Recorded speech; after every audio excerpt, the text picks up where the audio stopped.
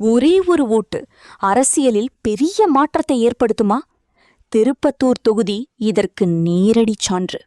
சிவகங்கை மாவட்டத்தில் உள்ள திருப்பத்தூர் தொகுதியில் இந்த முறை நடந்த தேர்தல் முடிவு அனைவரையும் அதிர்ச்சியில் ஆழ்த்தியுள்ளது.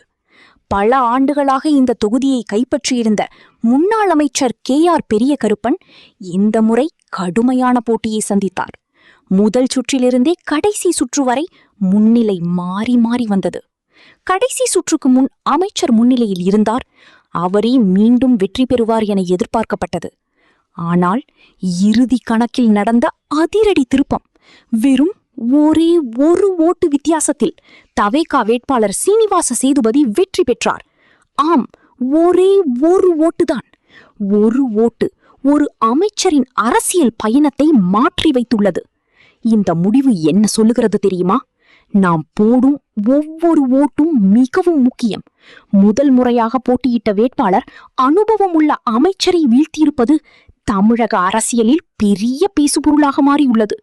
இதுபோன்ற அதிர்ச்சி அரசியல் செய்திகளை உடனுக்குடன் அறிய எங்கள் சேனலை சப்ஸ்கிரைப் செய்ய மறக்காதீர்கள்.